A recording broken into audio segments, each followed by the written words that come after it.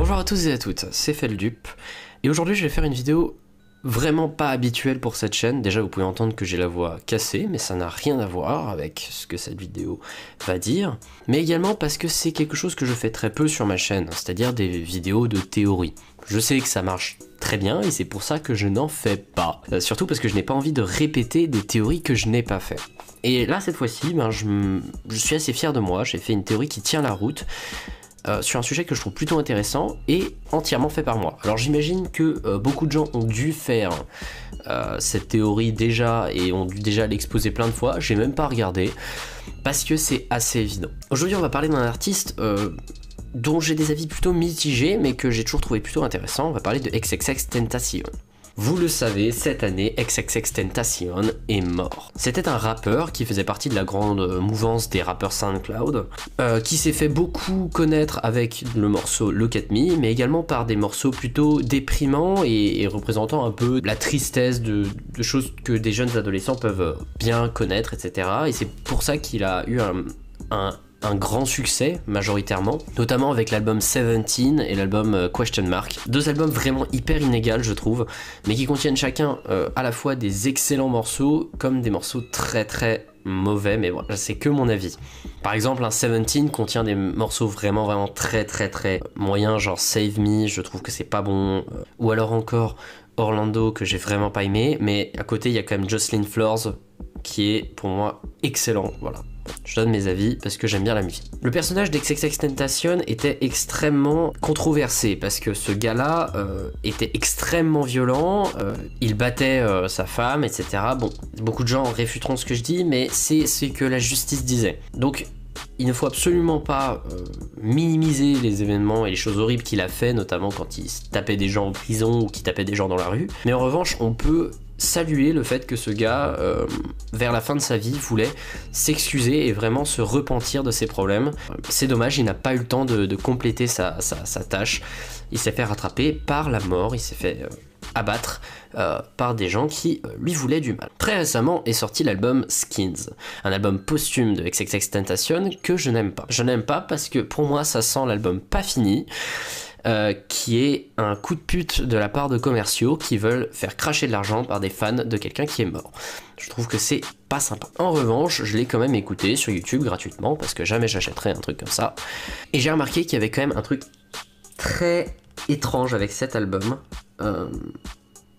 C'est que tout semble bizarre en fait dans cet album. Déjà dans un premier temps, avec 17, XXXTentacion s'était énormément imposé comme quelqu'un qui faisait des morceaux extrêmement courts. Des morceaux de 1 minute à 1 minute 40, etc. C'était presque la durée d'une preview à iTunes quoi. Je trouvais ça vraiment bizarre. Mais avec son album Question Mark, il s'est un peu plus imposé comme quelqu'un qui faisait des morceaux un peu plus longs. Ce qui franchement était une amélioration je trouve. Et avec Skins, il revient à des morceaux extrêmement courts. Ça fait presque album rushé en fait. Ça fait un album qui aurait été fait comme s'il y avait une échéance très rapide. Également, il y a des choix de mixage qui sont particuliers quoi. Je pense notamment à Guardian Angel, qui est, je trouve, un morceau dont le beat est assez feignant, je suis désolé, parce que c'est littéralement un beat qu'il a déjà réalisé, qu'il a mis à l'envers. C'est le beat de Jocelyn Flores, un excellent morceau au passage. Mais je pense également à One Minute. One Minute, je trouve le mix super bizarre. La voix de XXXTentacion est extrêmement faible par rapport au mix. Kanye West prend la majorité du morceau. Je trouve ça bizarre, même si le morceau est franchement pas si mal, hein, et le Kanye West est toujours aussi bien parce que ce mec est un génie, ça reste super déstabilisant. De plus, les morceaux sont très courts, et ça m'a fait penser, en voyant tout ça, c'est déjà, ce n'était pas un album fini. Clairement, ce n'était pas un album fini, mais aussi même en tant qu'album pas fini, ça sent un album qui a été fait vite. Pas forcément qui a été mal fait, mais qui a été fait vite. Même des morceaux que j'aime vraiment beaucoup, comme Train Food, possèdent une prod minimaliste. Alors j'ai deux théories, qui franchement les deux vont plutôt bien ensemble. Soit l'album aurait été fait par quelqu'un qui savait qu'il allait mourir, soit ça a été fait par quelqu'un qui est encore vivant. Alors au passage, avant de continuer, je sais que ça peut paraître irrespectueux, mais je fais ça uniquement parce que j'aime beaucoup les légendes urbaines. Je crois pas une seule seconde à cette théorie, je trouve juste que c'est drôle de faire ce genre de machin. Alors certes c'est sur la mort de quelqu'un, mais bon, je fais absolument pas ça dans un objectif de être irrespectueux envers quelqu'un. Vraiment, je fais ça dans l'objectif vraiment d'avoir une histoire à raconter autour du feu, comme quand on raconte que Michael Jackson est encore vivant, etc., etc. C'est vraiment uniquement pour le spook factor, quoi. Il faut savoir que l'album parle énormément d'amour, certes, mais également énormément de mort. Et on va pouvoir me rétorquer en revanche, et c'est plutôt vrai que X, dans plusieurs autres morceaux, hein, parlait aussi de la mort. Jocelyn Flores, énormément dans Seventeen, énormément dans Question Mark, donc c'est pas non plus très surprenant. En revanche, dans des morceaux comme Guardian Angel, on peut remarquer l'utilisation de messages subliminaux. Du moins on n'est pas certain, mais ça porte à confusion. Alors je vais vous le dire tout de suite, je ne vais pas pouvoir passer de morceaux. En revanche, je vais vous donner à chaque fois qu'il faudra voir quelque chose à un moment, le timecode, ou sinon je vous donnerai les paroles que j'ai besoin de citer. Guardian Angel, c'est le morceau qui est un peu central dans mon analyse avec Train Food. Guardian Angel possède un beat qui est à l'envers et également des paroles qui peuvent être compris uniquement si on le met à l'envers. J'ai écouté le morceau d'abord en reverse pour être sûr que j'allais pas me faire influencer par les commentaires de gens qui allaient dire oh là là ça ressemble à ça. Non, j'ai entendu très clairement ce que tout le monde semble avoir entendu à 49 secondes, très exactement. When we lost XXX in the East Coast. XXXTentacion est mort, en effet, dans la côte est des États-Unis. Ce morceau est présumément fait avant sa mort, donc soit il a prédit excessivement bien où allait être sa mort, suggérant qu'il savait ce qui allait se passer, ou alors il est encore vivant. Ça expliquerait pourquoi le gars continue à faire autant de feats après sa mort. On peut aussi entendre d'autres trucs qui, moi, ont été moins flagrants et qui n'aident pas forcément trop ma théorie, genre des Hey mama, we really miss you, ce genre de choses. Également, Guardian Angel, avec son beat à l'envers, moi je peux voir ça un peu comme une sorte de symbole.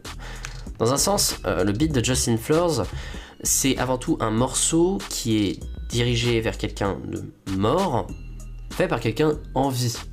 Si tu le mets à l'envers, le concept, c'est la musique de quelqu'un qui est mort, qui parle de quelqu'un qui est en vie. Je trouve que ça colle. Ensuite, il y a le morceau Train Food. Et là, le morceau Train Food, c'est presque flippant, en fait. Train Food est un morceau minimaliste qui présente un piano un peu frappant, avec en fond, vite fait, des petits bruits de train, etc., qui présente la discussion présumée entre XXXTentacion et la mort. Une personnalisation de la mort. Cette discussion mène à la mort de XXXTentacion. Alors, dans un premier temps, dans ce morceau, X présente la mort comme quelque chose de négatif, quelque chose comme... Il présente la vie comme quelque chose d'important, quelque chose qu'il faut sauvegarder, montrant la mort un peu comme un truc qui frappe au moment où on s'y attend le moins, au moment où on aurait dû se repentir. C'est notamment vers la fin, quand il dit « Ask yourself this final question. Is you going down or up? Recollecting all the moments that you never gave a fuck.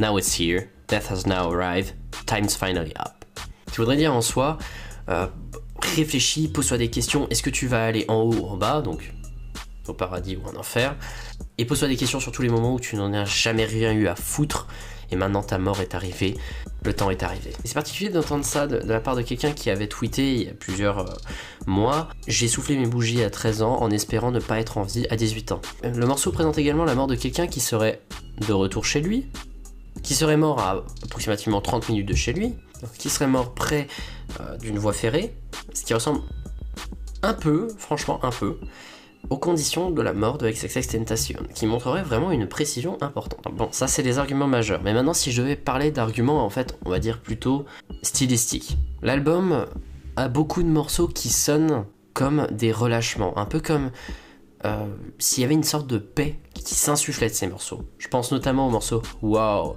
Mine in Oh, où t'as vraiment l'impression que le gars est en paix avec lui-même. Et c'est également le cas avec Bad, etc. Il y a une sorte de réflexion faite dans ce morceau sur la mort, et sur le fait que la vie a une sorte d'importance. Évidemment, il y a des morceaux plus vénères, genre One Minute, Staring at the Sky, mais ces morceaux présentent une sorte de rage face, comment dire, ce qui aurait pu arriver. Ma théorie s'arrête ici, elle est plutôt maigre, mais elle est plutôt sympatoche non plus. Je voulais dire au passage voilà, que l'album Skins, je pense pas qu'il faille l'acheter.